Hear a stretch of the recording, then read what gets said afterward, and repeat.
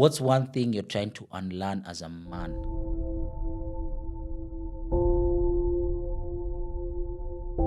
I think what it is with especially guys is I think ladies have it in them, like they know how to deal around structure or rather work around structure.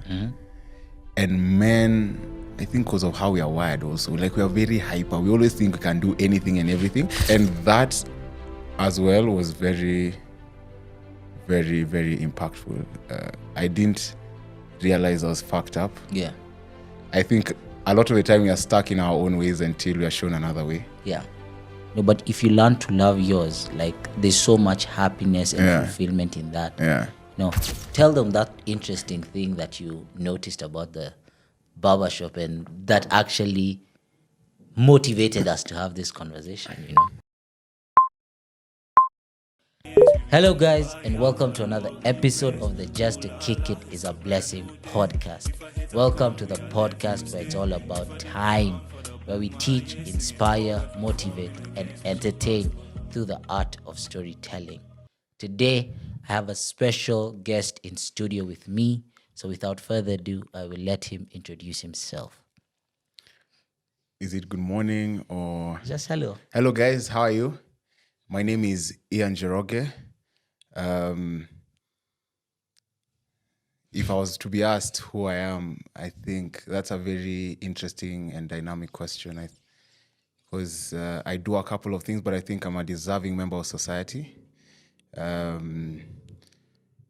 In terms of my other occupations, I'm the firstborn of 4 boys, an entrepreneur, a risk taker, a lover of life. Yeah. 4 boys is crazy, man. 'Cause, I'm wondering, us 3 boys, how we drive our parents mad. Now I'm wondering for you how it is. You know, it's crazy, but it's a very interesting, and I wouldn't want it any other way. Yeah. Yeah. You'll find that, of course, with brothers especially, there'll always be that like conflict here and there on occasion. But when we come out here, it's us against the world. But when we meet together, we might fight amongst each other, but out here, it's us against the world. I think you're talking the same about us. You know? And I was just even laughing that, people were asking me today, why you walking instead of playing? And I woke up early in the morning to go and watch my brother play a round of golf. Yeah.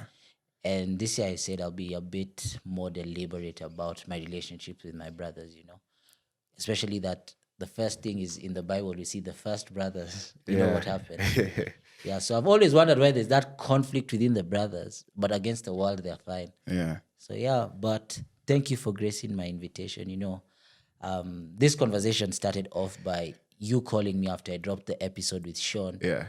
And immediately that conversation ended. I was like, bro, we have to have ours, Yeah. But what made you decide to call me on that day?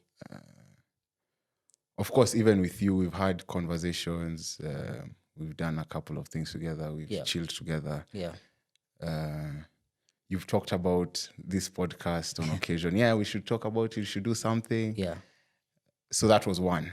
2, for Sean, we really never talk much or rather interact much, but we see each other do whatever we are doing. And of course, on occasion, when we talk, it's always just great vibes, always just inspiring stuff. Yeah. And so when I saw that episode, I was more keen on that episode as opposed to others. And I really loved the conversation you guys had. I really loved Sean's insight. Sean is quite insightful and he's a very poised individual. Yeah. And so I was like, wow, I had to call immediately. And I knew I had to call you and was like, yeah, you know what? That episode was amazing. Yeah. Yeah.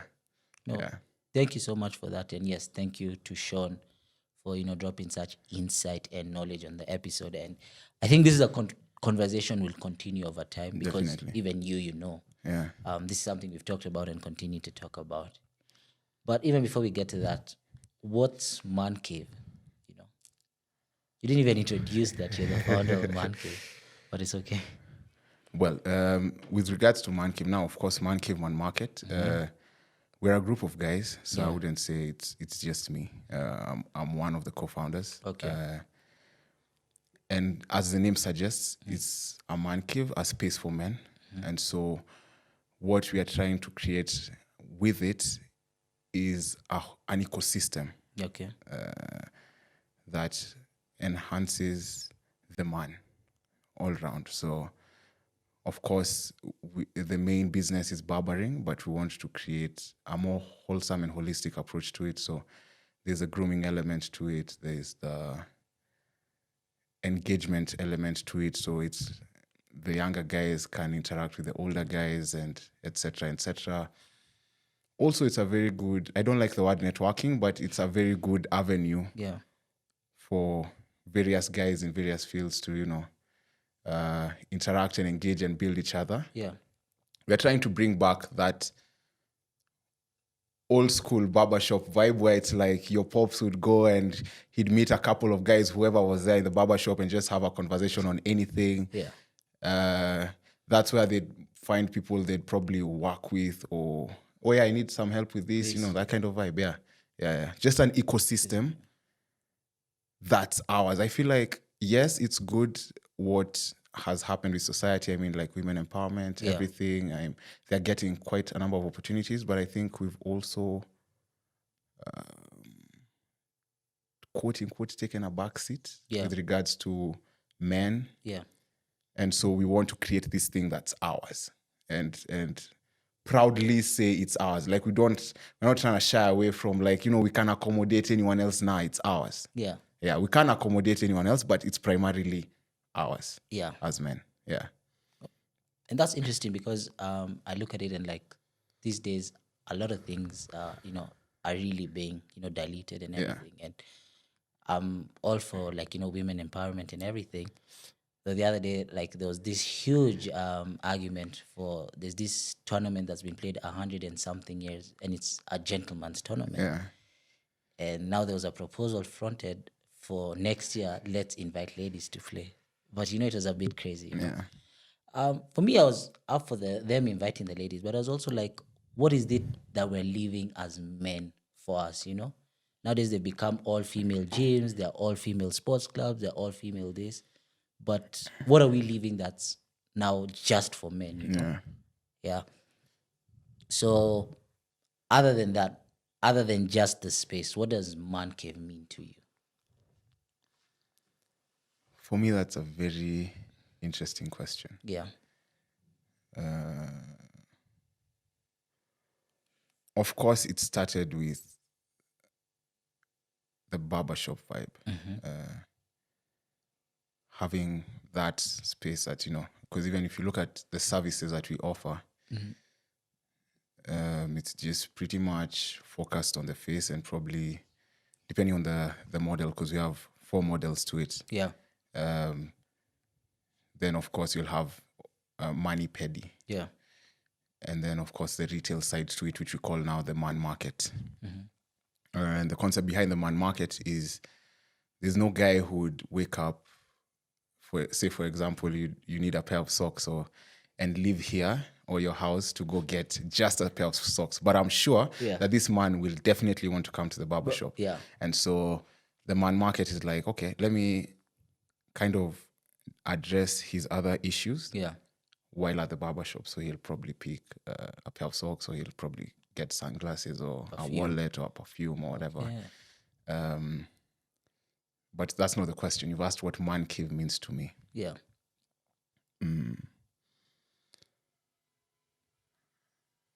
I've grown up in a predominantly masculine environment. Okay. 4 boys, mom, pops, and so mom eventually had become one of the guys to be able to deal with all of us.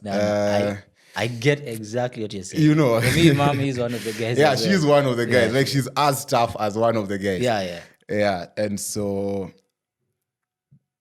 there was that.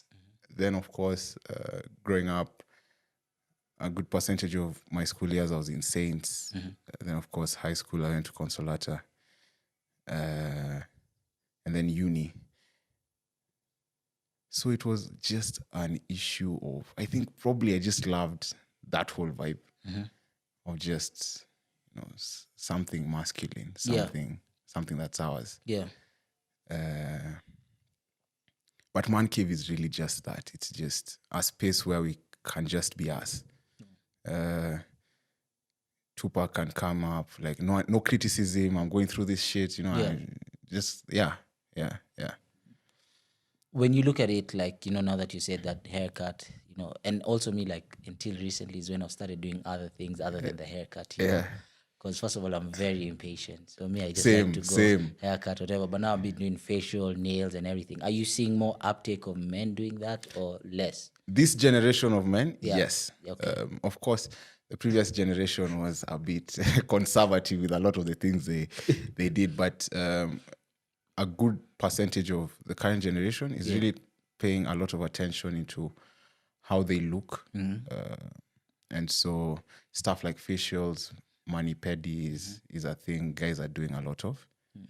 Even to the extent of, say, even gym is also one of the things, it's just the whole aspect of looking good and feeling good is really growing now as opposed to the previous generations. Guys are more open to that now. No, because this, like, But personally, I'm very impatient. So the thing is, if I have my haircut today, I'll probably do the facial the next time. Yeah. Because I'm like, I can't sit here for that long. I would have done something else with my time. I don't know whether that's a good thing, because sometimes I also get to the barbershop, like it's very convenient at NSK, because I would also do a couple of meetings there. But I think of the time I'm going to spend on that chair, I'm like, nah, I'll come next time. Bro, honestly, and I think that's one reason me, I really, really, really, really respect girls, bro. To go and sit like somewhere, have 4 people on your hair for like 8 hours. And now it's just like an hour max, an hour and a half. Me, I'd lose my mind, bro. What? Nah, I think that's a bit crazy.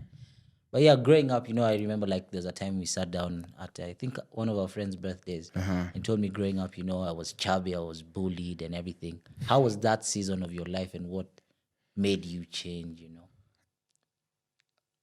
I grew up a fat kid. I was born an average of 4 kgs and it never went down. Like it was just going up. Yeah. I think even at 12 already, I was like around 80 kgs or something like that. Yeah. Yeah. So it was crazy. And at that time, of course, yes, you'd grow up with the whole concept of like bullying and whatnot. But I think I became, that you've been with something for so long, you think it's you. Like you don't think you can live life any other way. Yeah. And so I became comfortable with it. And with everything that came with it, of course, there's a bullying and, of course, everything a fat kid would go through. Yeah. The thing is, interestingly, with children, they really don't know how to lie. So when you're being told you're fat, it's like this kid doesn't know how to lie. Yeah. It's going to hurt your feelings, but it's the truth. But of course, that would go with when guys are going for sports, you're not considered fast. Yeah. Or stuff like that. And so over time, you build this persona to kind of protect yourself. So you become, okay, I'm generally extroverted. Yeah. That's what I've been told. But like you build this humor, like you make humor out of everything. So you really don't take it personally. Yeah. You'll probably make fun of it and, continue with it. But, deep down, it's also bothering you that you're this fat. Yeah. Yeah. So like, when was the moment that you said, I'm done feeling like this and I need to change? There were many. Okay. But of course, it's like you don't know how to go about it. You'd try probably like reduce the amount of food you take or try exercise here, there. But since it's not your thing, you just, I don't know. You don't know how to go about it. But I think when it actually started happening Yeah. is when I wrote it down. Okay. Yeah. I wrote it down. I remember after high school, Yeah. I sat down with my pops someday and he was like, you have to sit down and, write your short-term goals, long-term goals. So 1 to 4 years, Yeah. 5, 10, 15 years. And I think that's when it started for me. In the sense of, I think there's the whole concept of the law of auto-suggestion. So sometimes when you write something, even if you don't necessarily believe in it, Yeah. and you keep reading, if you tell yourself a lie for long enough, it starts becoming the truth. Yes. And so one of the goals, interestingly enough, is I'll become more fit. And I wrote it and I forgot about it. Yeah. Like I completely forgot about it. Yeah. And then I continued with my life. I think even after that, because I remember I wrote it on the 22nd of December, 2016. And I have that book. I still have that book. I wrote all those goals. Yeah. Short term and long term. Yeah. And so I wrote it, forgot about it. I even became heavier after that. I'd gotten to around 136 and my waist was a 42. What? Yeah. I think the only advantage I had all this time was that I was tall. So it wasn't that evident. Yes. But it was. Yeah. Because, you go, okay, for pants, I'd always have to get a bigger size because of the length. Yeah. But just generally, you can tell you're not getting your size and whatever. Yeah. And so it started there. But when it actually started was I'd seen an article online. I was just scrolling through, I think it was IG or whatever. Mm-hmm. It was a post. So someone was talking about intermittent fasting. Yeah. And so he did intermittent fasting, yada, yada. He was eating between 1 p.m. and 6 p.m. So it's like 5 hours. Yeah. And the rest of the time was just water or something. And for me, it felt like a challenge. It's like, hey, you can't do this. I don't know why my mind told me you can't do this. And I hate being told what I can't do. Yeah. From when I was younger, because like, you just need to justify why I can't do something. Yeah. So an example of that was when I was younger, I used to be told not to pocket. I'm like, okay, fine. What's wrong with pocketing? You can't just tell me not to pocket. Yeah. What's wrong with pocketing? Why are the pockets there? Yeah. And so that's what I felt at that moment. So I was like, okay, I'm going to do this thing for 90 days. Wow. And at whatever point that I mess up, I'll start from day one. So I couldn't afford to start from day one again. And so I'd eat literally. So I didn't even go through it in terms of understanding, like also after just eating it, after just having intermittent fasting, you also need to consider what you're having during that period. Yeah. Nah, it was whatever I had access to at that point. Yeah. So it didn't matter whether it was cakes or soda or whatever. Yeah. And immediately it clocked 6. Even if I had something in my plate, I'd make sure I pour it, literally, just to make sure I don't take it. Yeah. And there were days that I was really busy that I didn't, I went, I think, for a week or a couple of 4 days on just water. Wow. And then, so I did that. Mm-hmm. Over time, guys around you are like, hey, you're becoming smaller. But you're not seeing yourself because you're seeing yourself every single day. Yeah. And so you're not understanding what exactly they're talking about. But of course, you'd see it in your clothes. But when you go to the mirror, you're not really seeing it. Yeah. But I'd taken a photo because I saw the post on around 27th or 28th of March. And so I decided to start on the 1st of April, 2019 for 90 days. So it was very intentional on the 1st so that I could actually count the 90 days down easily. But at some point in the process, I kind of got used to eating between that time. So I stretched it out until around October. Around November is when I slacked kidogo because of now all these festivities and whatnot. And I remember going to the hospital for a checkup, just a checkup. And I come and I'm like, I'm 90 kgs. And I never worked out. I did nothing. It was just a plate. Wow. And so at that point, for me, I was like, okay, if I did this by mistake, why not set some intention into it? Okay. And so that was a decision I made in December. And so I joined the gym on the 6th of January, 2020. Yeah. Interestingly enough, a lot of people joined or rather started working out more time of COVID. But for me, it wasn't because of COVID. Yeah. It was just coincidental that it also happened to be the COVID era. So I went to the gym on the 3rd. It was a Friday. So I went along with my pops. The guys are like, yo, are you working out now? I'm like, nah. Today I just came to observe and feel the gym. Yeah. Because I know I want to start on Monday. Yeah. So I just went in, watched guys work out, Yeah. talked to a couple of guys, and my gym journey started on the 6th of January, 2020. It's now been 5 years of consistency. And yeah, it's amazing. It's amazing. Let me ask you, that now 136 and you now, was there a way you felt about yourself during that period? Because one of the things I read or I've been reading, because I've been really doing research around this, is, a lot of men are struggling, self-love, and I'm sure sometimes, when everyone keeps on telling you this, that,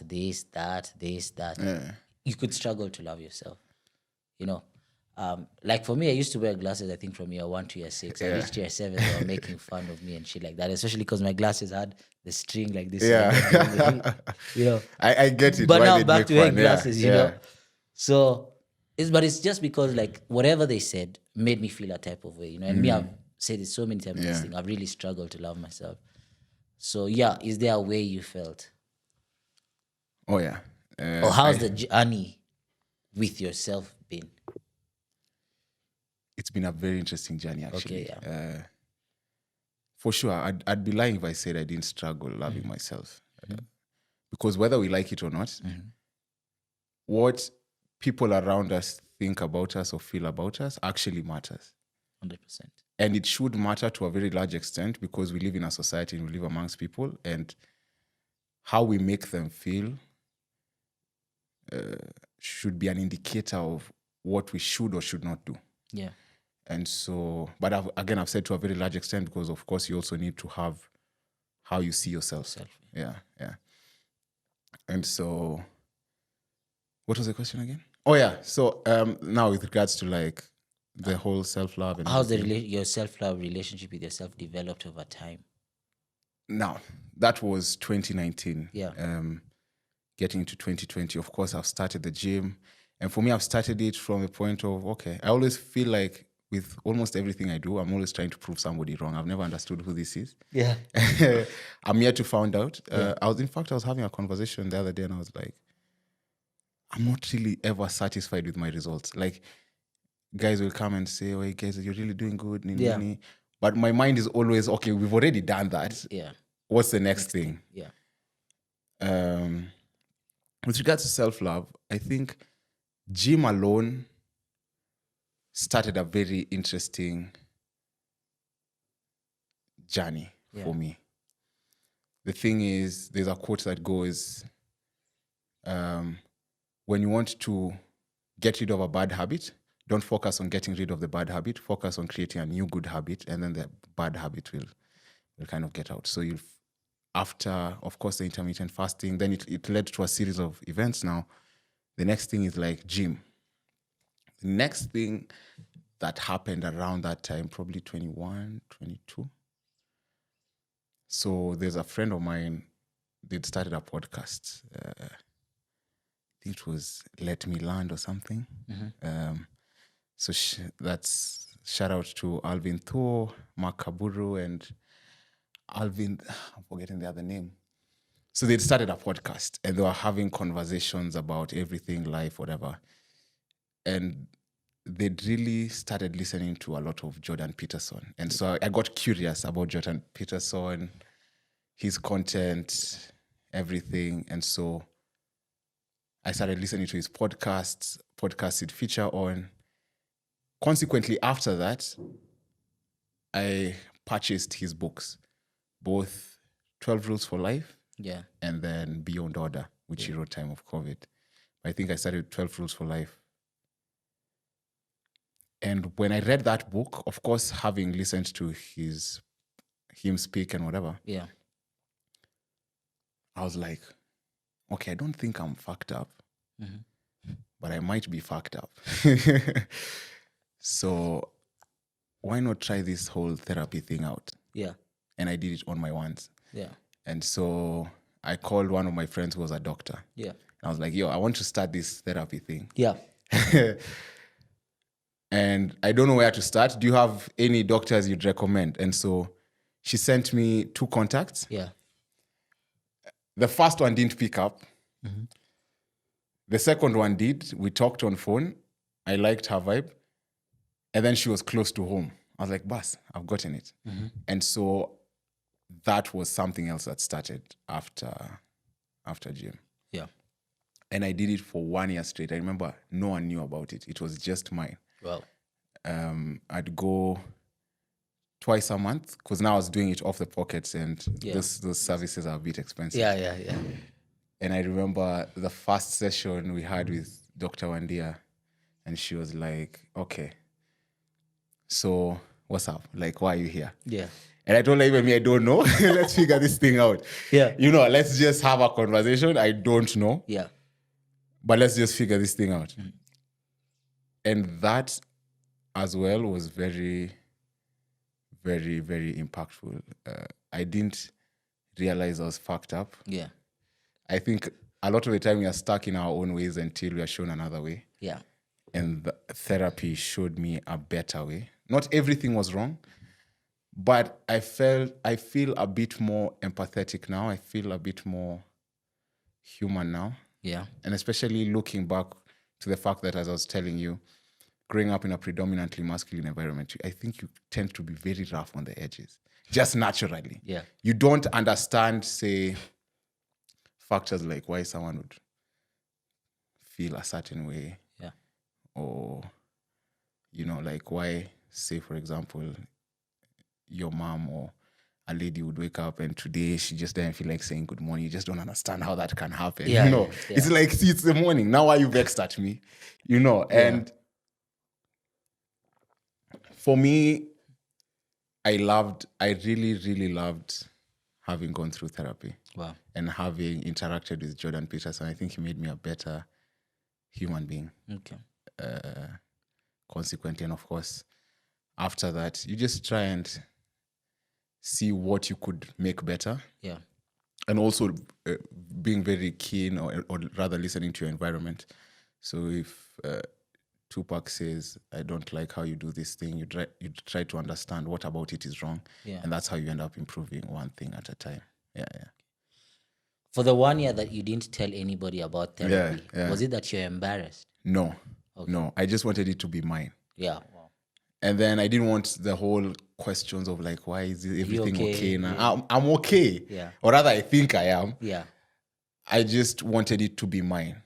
Yeah. I wanted people around me to feel the effect of it as opposed to knowing it. Like you'd rather know it out of, oh, he's become a better person, as opposed to knowing, I think results are the best. You were looking for more of the results way instead of the PT way. You know that? I don't like being pitied. PT'd. Yeah, because there's the PT way. Yeah. Where, you get. Yeah. What do you think is the greatest lesson therapy taught you, other than the part for being empathetic? Was there some deep searching and you're like, oh shit, bro, like I haven't really dealt with this? Because a lot of people who go for therapy, they tell me that, like, yo, especially you went for it like unintentionally. Yeah. You get, yeah.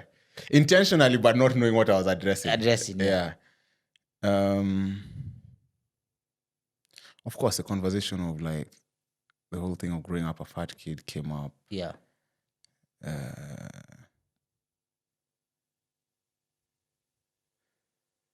Being, would I call it more empathetic? And not necessarily having to always have my way. Okay. Of course, that would depend on scenario to scenario. Yeah. But not necessarily. You could be right, but you don't have to be right. Yeah. Yeah. And just being more gentle with myself. assuming that there's one chapter in 12 Rules for Life where Jordan Peterson is like, treat yourself as though you're somebody responsible of taking care of. And if you look at, say, a younger sibling or a child, the amount of care you take and amount of understanding you have for that kid, where it's like, yeah, you've messed up, but it's okay, you can try again, that kind of vibe. Yeah. So I think that's one thing I really learned. I'm still learning. It's a hard thing Yeah, to, it's a hard thing. but that's one of the main things I really learned out of it. Yeah. Yeah, being more.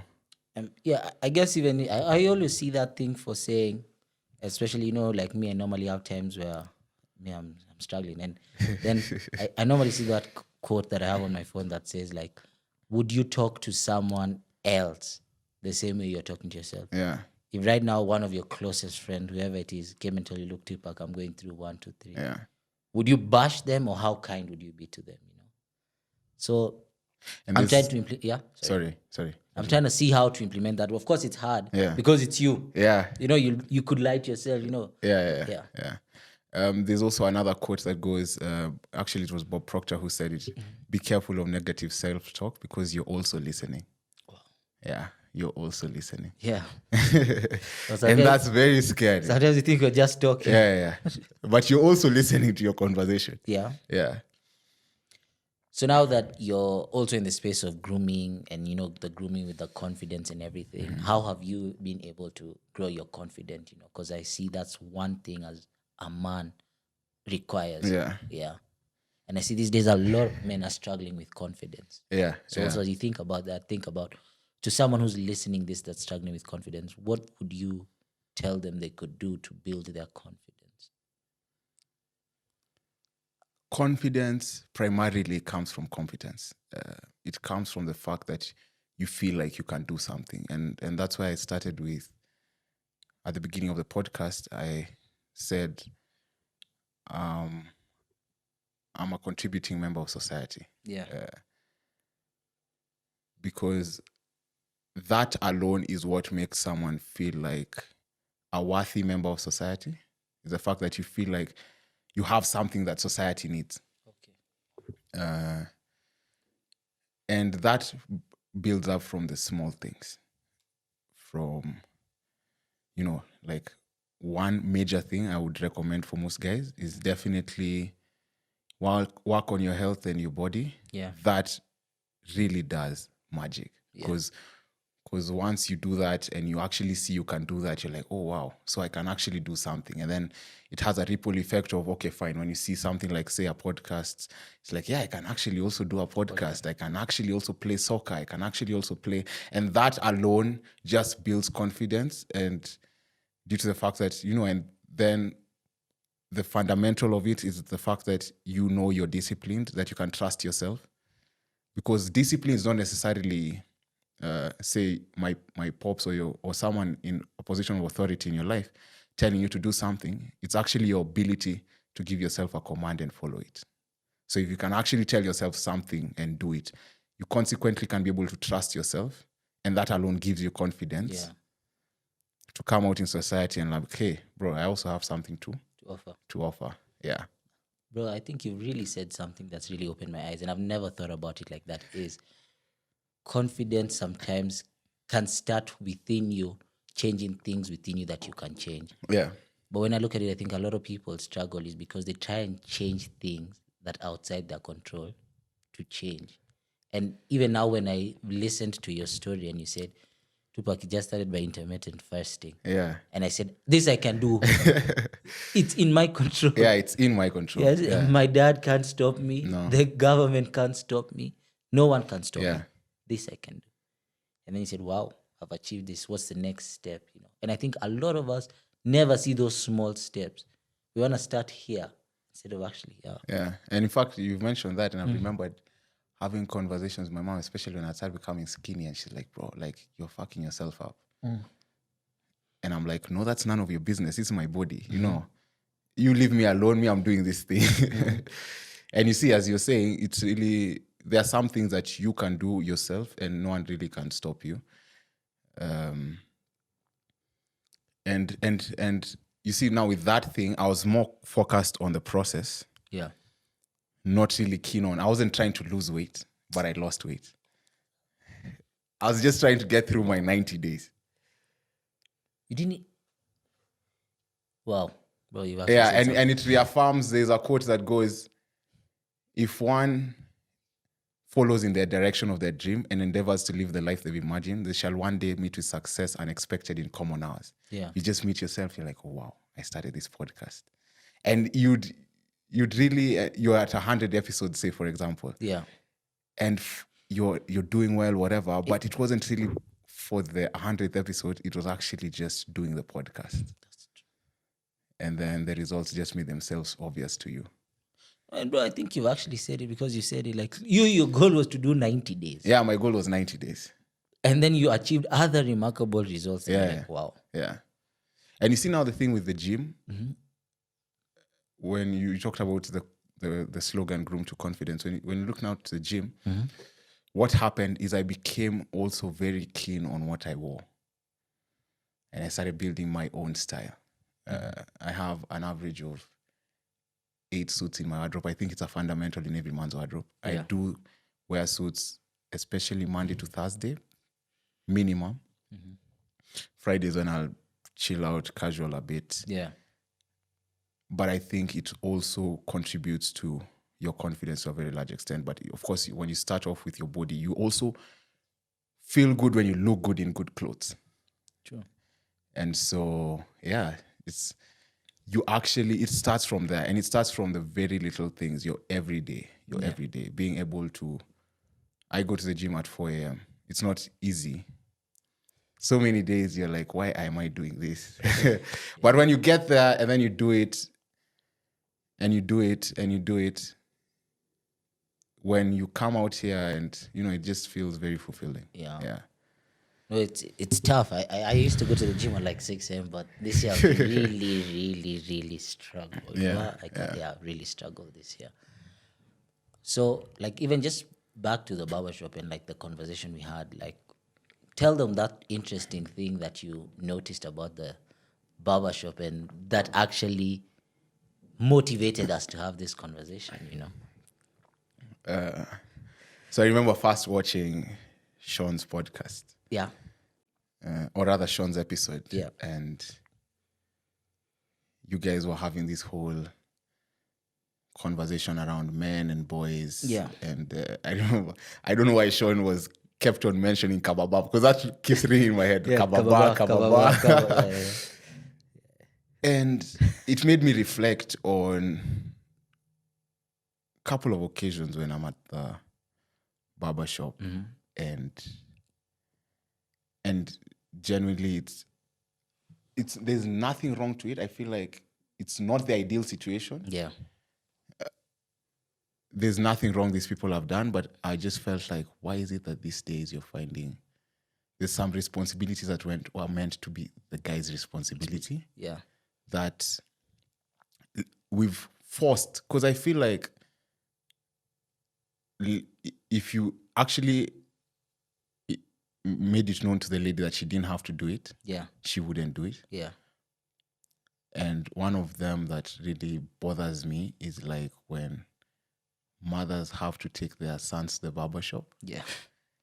I'm just like, why? This is a guy's thing. It should be a guy's thing. And by bad luck, partners can split or whatever. Yeah. I just feel like even if you split with your partner, there are some roles you should still take up as your own. Yeah. And insist on that. Yeah. Like, taking your kid to the barbershop, especially masculine activities should still be yours. And if unfortunately that can't happen, I feel like then there should be a male figure around to do that. So whether it's like an older brother or like an uncle or something, or a friend who could pick up that role. And, I remember even when you said that, now I had that reflection. And like in my previous barbershop, I try to think about it. I've gone there, I've met kids. Yeah. But I have never, like literally, when I thought about it, Like, and I used to go to that barber shop in Lavington, Yeah. and I don't think, like, maybe I can't think about it, but rarely do I remember a father and a son coming. Yeah. But I remember a lot of moms coming, even getting waters for their kids, And I was like, wow. Now, when you told me that, I thought about it, and I was like, the first place that I remember, or the one of the activities I remember doing with my dad was going to the barber shop. Yeah. And I remember that's the one activity that made us really have a turbulent relationship. Yeah. And even till Why so? because, bro, he used to just come and say, "No, you're No, yeah, yeah. And I remember we hated that, especially, because I was in a Muslim school. Yeah. And the Muslim guys, they have such nice curly hair and everything. And then they are bald, you're being smacked. And your dad is not understanding. He's not there that. with you when you're being smart. You get? Yeah. So he's not understanding that. And like, even till today, it's taken me so long to forgive that barber, Like, Trauma. like I normally drop my dad sometimes, and Yeah. he's like, "Oh, come say hi." I go and say hi. The guy's like, "You don't wanna get it?" I said, "Boss, I'm okay." Now I'll show you. No, boss, I'm okay. No, but it's crazy how you said that, and I'm like, if now those little things, even like the barber shop, are being taken over, what else is being taken over, Exactly. And then I was having this conversation with now a golfer today before I came here, and he was like, he asked me, "What are you going to do?" I'm like, "Oh, I'm going to record a podcast. That's why I can't play today." Then he's like, "Oh, okay, well done.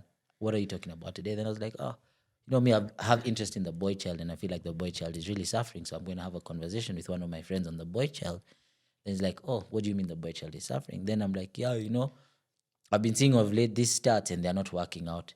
And then my friend, the conversation actually started because he told me about his barbershop incident. Then he's like, "Tupac, don't even tell me. Like a few weeks ago, these functions for men, I saw more ladies bring their sons." Yeah, apparently even those The circumcision circumcision. stories, yeah. Then he's like, forget even barbershop. Barbershop, at least it's okay. That one is normal. That's normal. He But told me like Tupac circumcision. Yeah. It's like, what do you mean circumcision? Then he's like, yeah, I went for something the other day. And I think it was 60% ladies. The ladies were more than us men. And it's a rite of passage. Yeah. Yeah. Something serious. But now, like, what do you think we could do to address this problem? Because even it's a problem you're seeing with the boy child. What do we do? And what effect do you think this is having on the way the boy is being raised? I think what we could do is what we are already trying to do as Mancave Manmarket. Yeah. Is basically, and forums like this, basically bringing back that conversation. Yeah. And, trying to show that I feel like another issue is the detachment between generations. Older guys will not come to us. And you also know from experience, but if you approach them, they welcome you with open arms. Yeah. And I think that message should be communicated a bit more. It's like we stand on the shoulders of the people that have come before us. Yes, there's all this difference in like times and everything that's happening, but the fundamental principles always remain the same. Yeah. And so we need to just hold hands, both us as young guys, also avoiding thinking that I'm in competition with Tupac. Yeah. Always operate from a point of abundance, realizing that out of abundance, I took abundance and still abundance remains. There's always going to be enough for everyone. Exactly. And so if we first of all get rid of that whole aspect of competition among us, and consequently also avoid thinking that these guys don't know anything because you know what's going on right now, that's where it should be at. And I feel like we just need to create conducive environments or forums where men can just talk easily, And that's why I felt, the whole barbershop element was so ideal for that. For such a... For me, I'd also like to just address anyone that's a father. I don't know what it is to be like a father. Yeah. I don't know the struggles that a father goes through. Yeah. But I believe that if you've birthed someone, some role, especially if you brought a boy into Yeah, the world, yeah. some roles. No, but not just a boy. Even a daughter, Even a daughter, needs yes, the father figure. You get, Yeah. be that person. And Yeah. to any woman that's unfortunately, lost a partner or Yeah. anything, I feel like they should find someone to fill that gap. Yeah. You get, because I feel like if we don't address this problem, and this problem requires both men and women to address, I don't know what the next 20, 30 years will look like, But like for you also, like, because we're talking about raising kids, what's one thing you're seeing wrong with how we're raising boys? Or what's one thing you'd do different with how we raise boys? The question would be, are we really being prepared for being a man? Because, like the Godfather said, women and children can afford to be careless, but men can't. So are we being prepared to be careful? And so that means a lot of intentionality in a lot of the decisions you make. That means picking up responsibility, which is the most noble thing you'd ever do with your life. I think picking up responsibility means that you've actually given your life to something or somebody else, whether it's a biashara, whether it's a job, whether it's a father.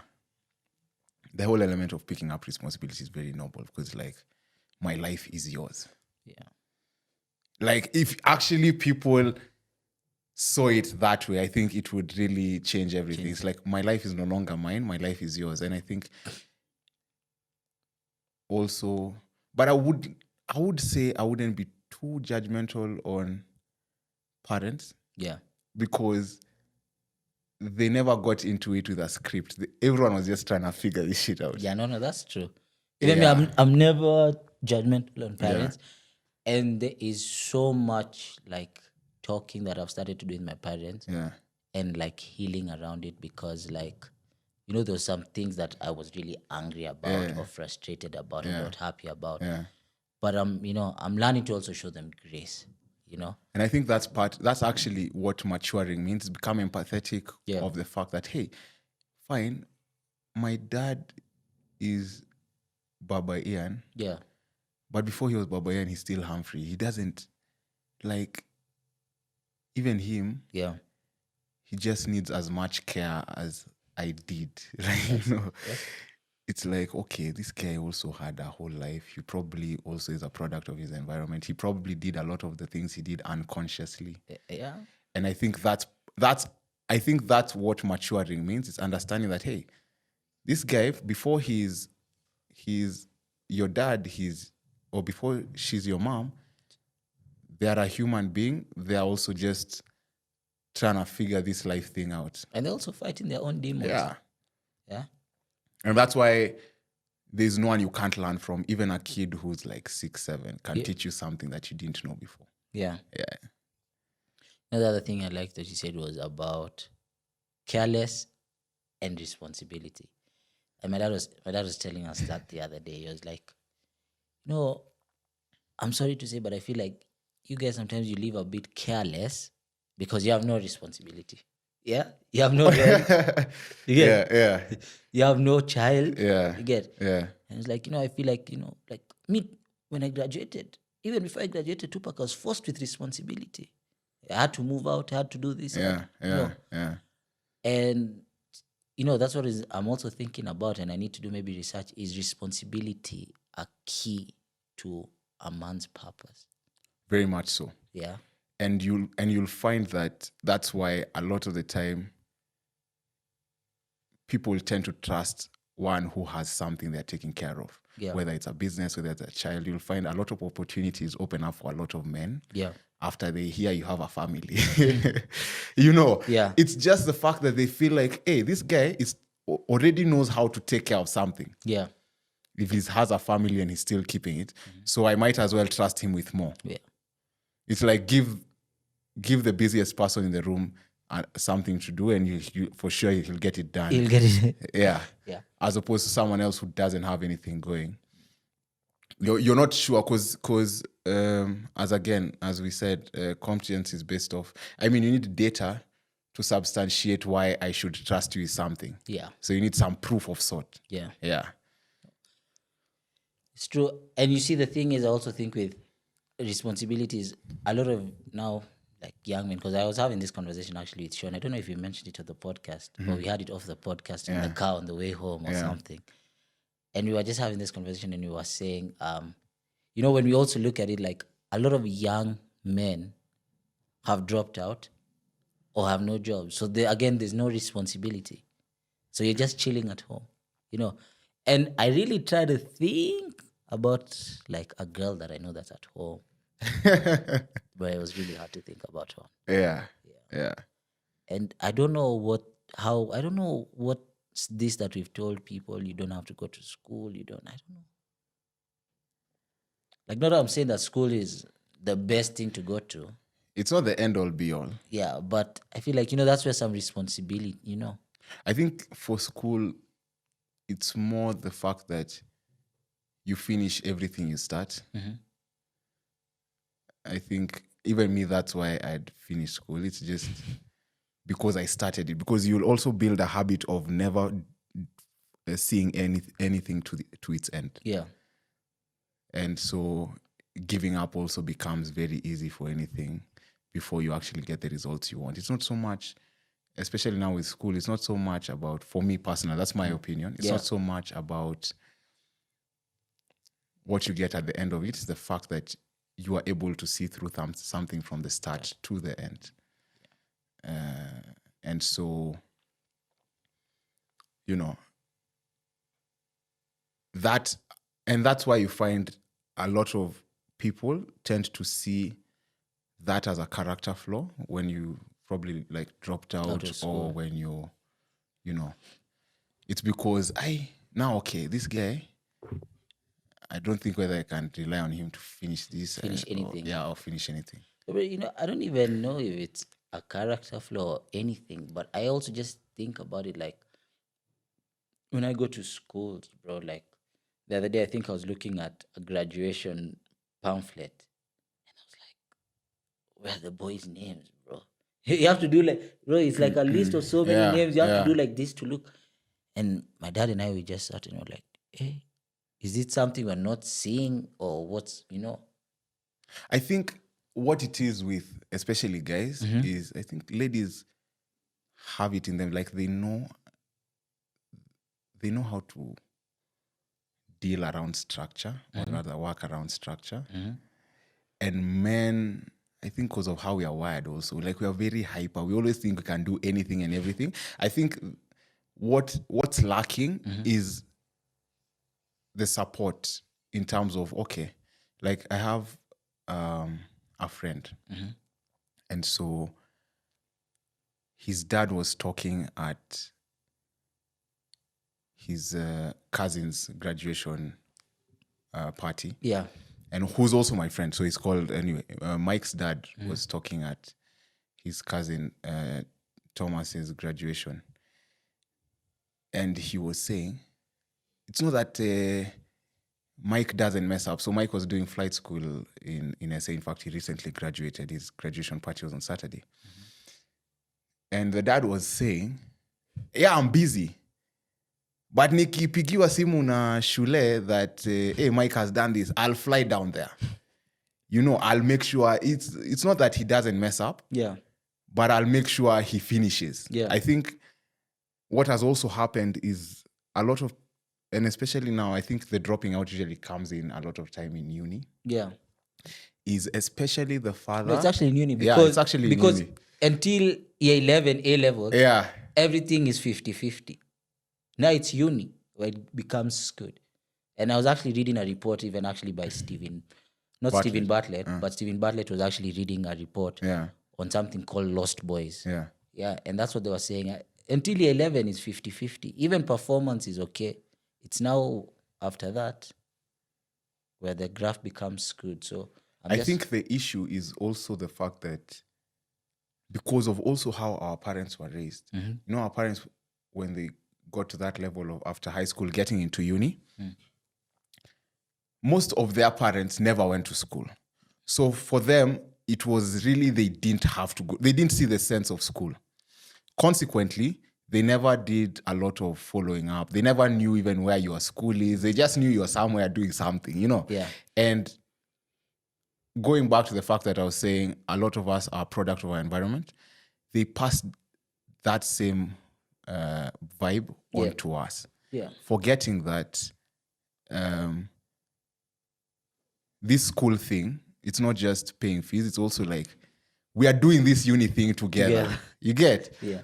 And I think that's where most of us also lost it, because we have, like, our brains are running, like we believe at this age, we always believe we can do anything and everything. There's no structure to it. So you need someone else who's been ahead kidogo to also, you know, just, I'm going to mess up. And he understands that you're going to mess up, you're going to do all the crazy stuff. Yeah. But he's there to make sure that, let's assume you're caught by cops, he'll get you out of the police station just to make sure you finish school, you know. Yeah. And I feel like that's the responsibility of the older set of men. Yeah.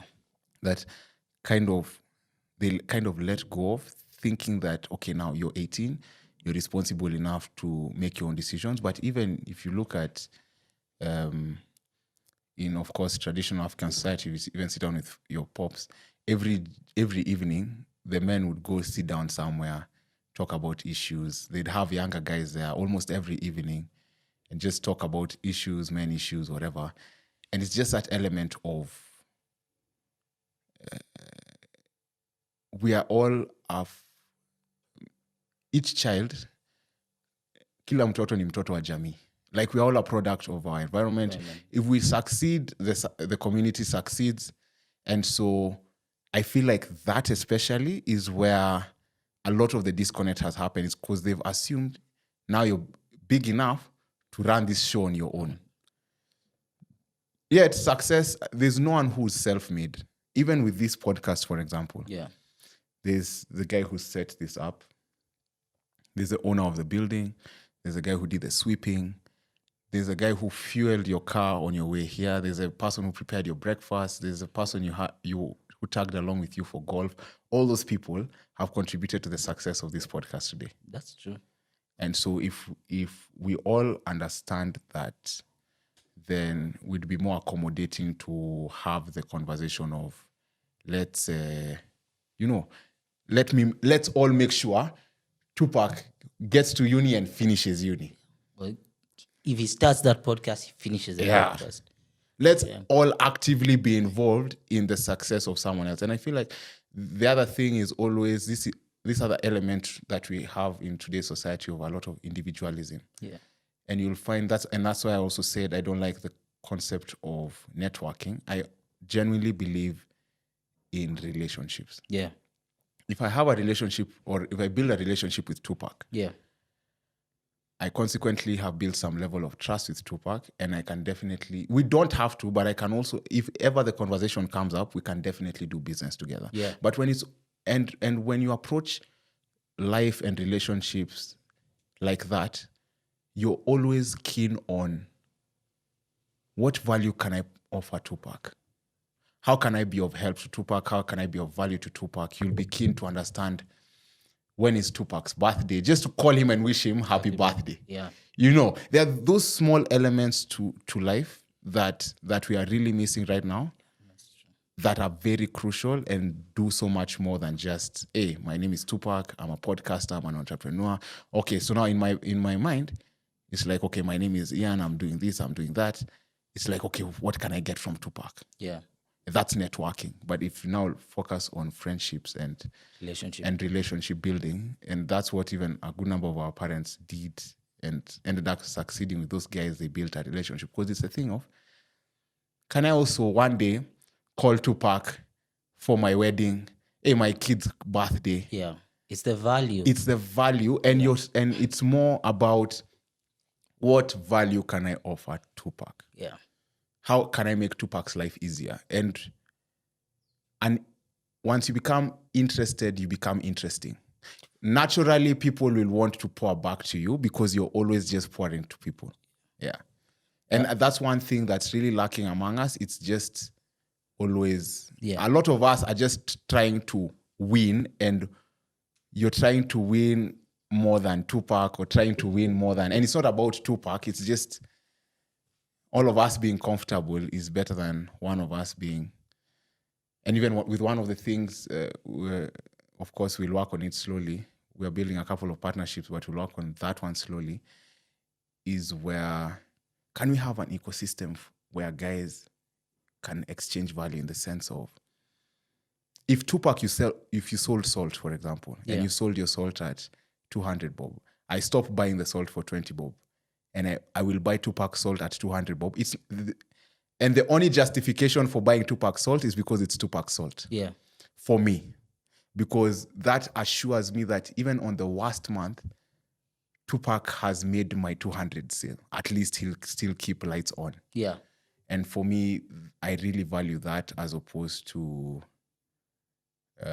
just, in fact, I don't like knowing what someone does first. There's a couple of friends of mine, in fact, I got to know what they do after. Yeah. That's like, oh shit, you do that as well. Yeah. But it's cause it's a more genuine, and you'll find that even as you climb up the ladders, a lot of people tend to be very conservative because they're also worried that people are not there because of them, or rather because of what they have. And so if you're more keen on building those relationships, and it would really impact us, even as guys, gentlemen, or older and younger, it's just focus on that. It all boils down to that. I like the thing for relationships because even when I look at it, my graduation was just full of my parents' friends. Yeah. Like, I think it was 30% my friends, 70% their friends. Yeah. But yeah, anyways, as we wrap this conversation, when we go to the kick it section, what do you think is the greatest piece of advice you've ever received?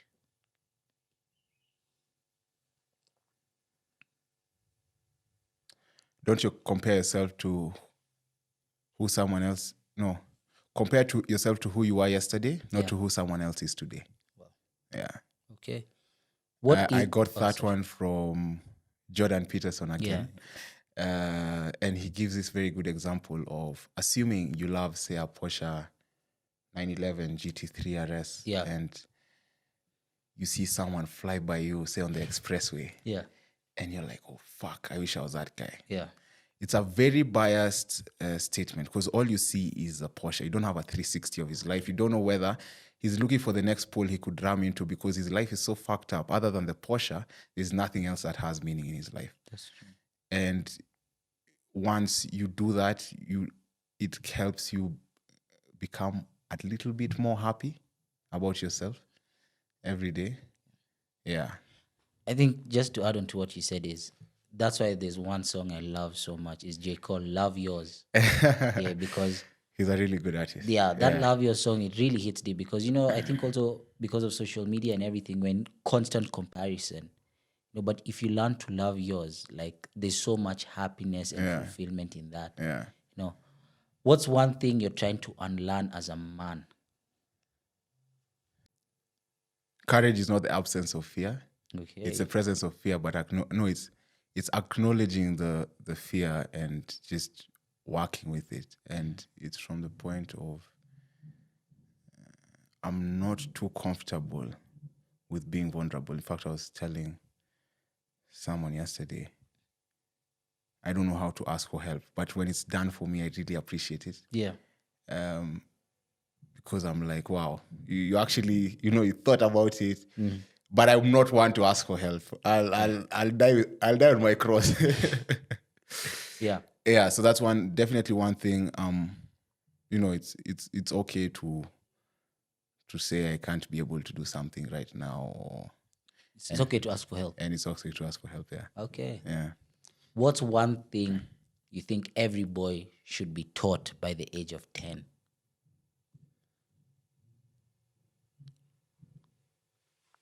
One thing is hard.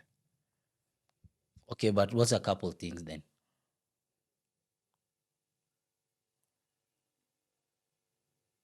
Learning how be able to, quote unquote, take care of yourself, you should know some basics, like knowing how to cook, knowing how to make your Thai. Competence starts from those things. Like you might think it's just cooking, or it's just making a Thai, or it's just polishing my shoe. But imagine if that kid knows, like, you go out.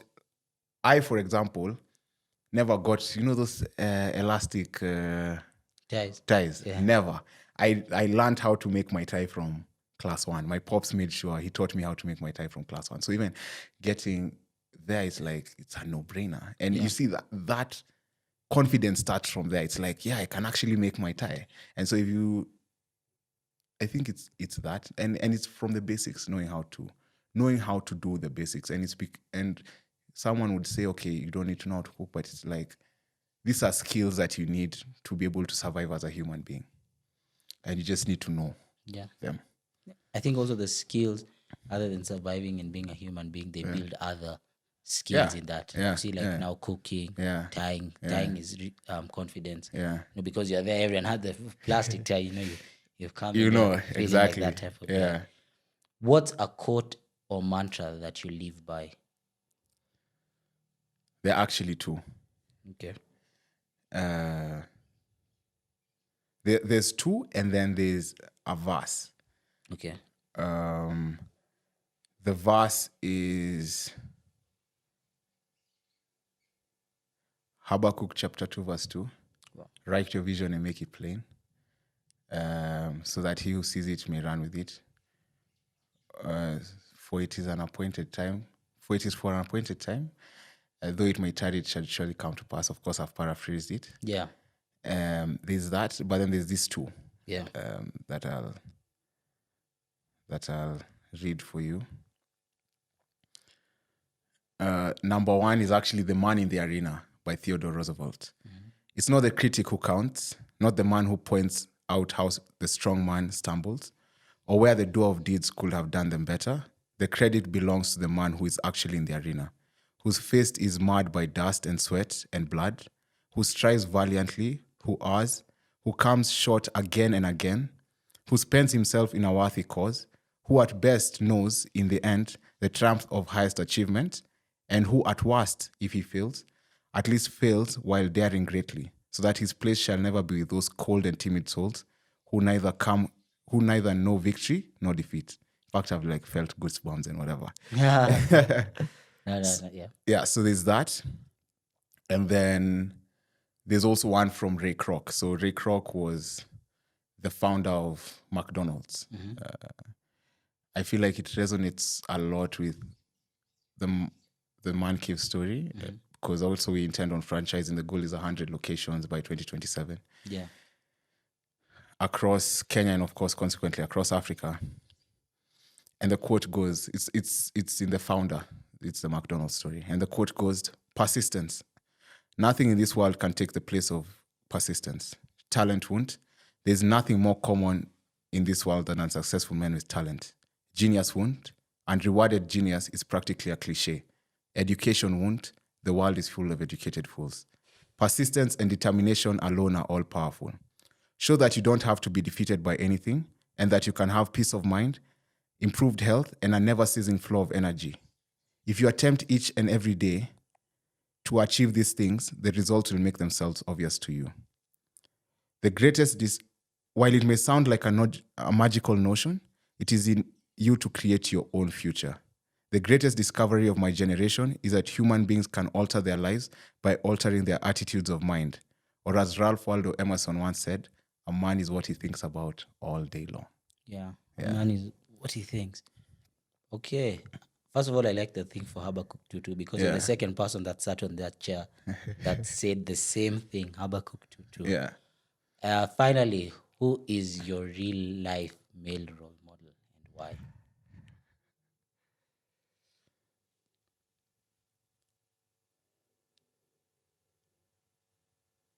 Real life male role model. Does it necessarily have to be someone I know? No. Anyone. Yeah. These days your role model can be digital. Yeah. It doesn't have to be physical. Wow. there's a lot of guys that have impacted me.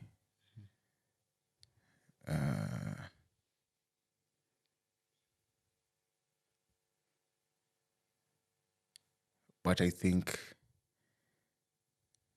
Michael Jordan's stories, just, it's crazy. It's powerful. It's so powerful. I mean, I watched The Last Dance, and then I read Tim Grover's books, and just understanding the mindset of this guy. He was just a crazy guy. Yeah. He was just crazy. He's an outlier. Yeah, he's an outlier. I don't think I'm as crazy as him, Yeah.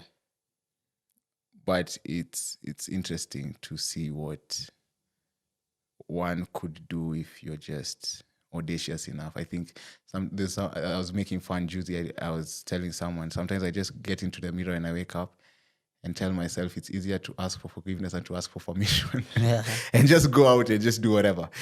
No, I think I used to also tell myself. Got me in a lot of trouble. But anyways, Yeah, okay. but you get you in a lot of trouble. But I think your learning process, or rather your learning curve, tends to be a bit faster than everyone else's, because you take a lot of risk and you learn from your risk, or rather you learn from your mistakes a bit faster than everyone. Yeah. Because you're always just trying to do the next thing and the next thing. Yeah. Okay.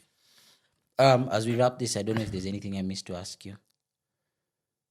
I don't think there was, unless if there ever is, we probably will have another session, yeah. which I'd be honored to have. I don't know if there's any final words you have for the camera. My final words to the camera is,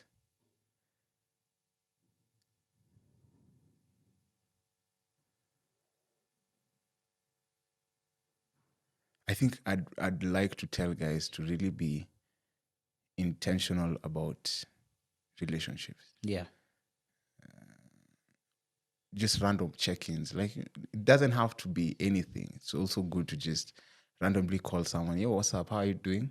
Because a lot of the time you'll find people are always expecting you to have an agenda for Calling them a conversation, and it really doesn't have to be that. In fact, I saw something. It's another podcast. I'm forgetting the Simon Sinek. Mm-hmm. His definition or his example of what a friend would do made me feel like I'm not a good friend. Wow. You know, he was like, does your friend actually call you, say he's not doing so well or whatever, and you actually decide to go and chill with him, say in bed, or just chill, or, you know, until that guy is sour and, you know, go back home, and, you know, it's just like, wow, am I actually intentional about my relationships with people? Mm-hmm. And it's that, because the reason I'm saying that is because personally I'm a product of that, even with whatever success or whatever accomplishments I've gotten so far. It's not really, I wouldn't say I'm such a genius. It's pretty much leveraged on the relationships that I've had around me. And I'd say this, and one of the days that really felt like everything to me, I remember in 2023, when Pops was admitted in hospital for a while. And then there's one day we had a death scare. And I'll never forget, I think that's the first time I'd cried in so long. I didn't even think I'd cry. Mm-hmm. And so, you know, I had too many questions for everything. Of course, he's still around, but when I called a couple of guys, you know, and then they stopped everything and showed up to hospital. Kina Brian, I remember that day, Brian, Andre, Collins. To be honest, I owe those guys my life, you know. Just the fact that I felt so honored. I really, it was such a humbling experience. And so that's why for me, my parting shot would be really take care and nurture the relationships around you. Be very intentional about Tupac, be very intentional about anyone who you're interacting with, because I just focus as much as possible on fueling or watering because it's like a flower. Yeah. Just water that seed, water that flower. Yeah. Take care of it, prune and everything. Yeah. Because it's really about, even when you're going through it, whatever you're going through, whether it's success or challenges, you need people to go through it with. Yeah. No, I agree with you. Relationships are very important. And even me, I always say, like, if there's a guy I'm forever grateful for, is Alex, because I don't think I'd be alive if Alex did not enter my life at the time that he did. Yeah. But yeah, that's a story for another day. Thank you so much. It was such an honor. It was such an honor. This podcast. I really appreciate you. I wish you all the best in everything that you're doing. I pray that God blesses you abundantly. Yeah. For those of you tuning in from home, thank you so much for tuning in to another episode of the Just to Kick It is a Blessing podcast. Remember that no matter where you are, no matter what you're going through, just to kick it is truly a blessing. Oh, indeed. Goodbye and see you next week. For the boomer, yeah, singing no weapon forming against me shall prosper.